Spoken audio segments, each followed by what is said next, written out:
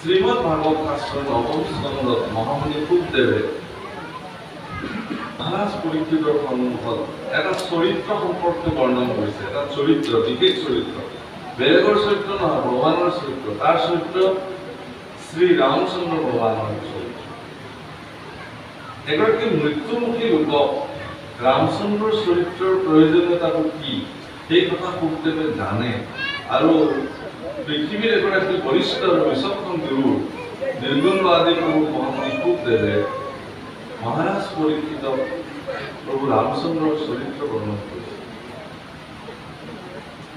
আপোনালোকে চাব,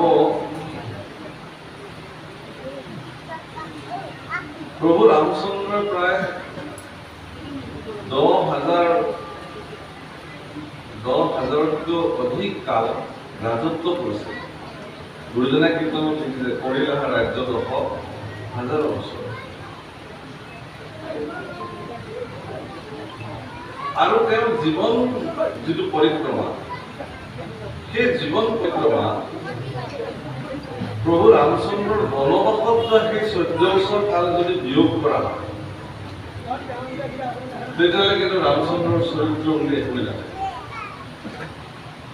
প্ৰভু ৰামচন্দ্ৰৰ জীৱনৰ গুৰুত্বপূৰ্ণ চৰিত্ৰ ক'ত প্ৰকাশিত হৈছে? তেওঁৰ বনবাস কাল গমন কৰোঁতে তাৰ পৰা আৰম্ভ হৈছে।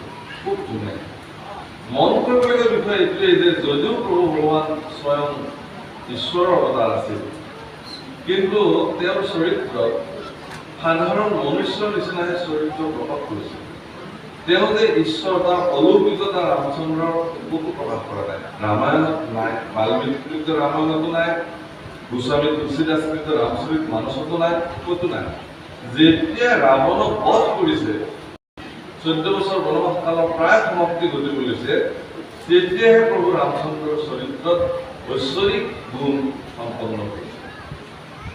পৰীক্ষিতক মহামুনি শুকদেৱে এইকাৰণেই ৰামচন্দ্ৰৰ চৰিত্ৰ শুনাব, যিটো আপোনালোকেও শুনিব লাগে, যে সম্পূৰ্ণ মানৱীয় ৰূপত অৱতাৰ হোৱা প্ৰভু ৰামচন্দ্ৰ তেওঁ আপোনালোকৰ নিচিনা, মোৰ নিচিনা সাধাৰণ মনুষ্যৰ নিচিনা যিসমূহ কৰ্ম সাধন কৰিলে, সেই কৰ্মসমূহৰ দ্বাৰা তেওঁ আচলতে কি মেছেজ বা কি বাৰ্তা জগতলৈ দি যাব খোজে, সেইটো কিন্তু মৰম কৰিবলগীয়া।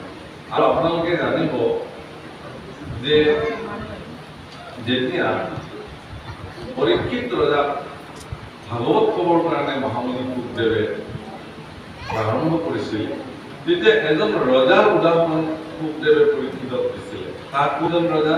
সদানন্দ।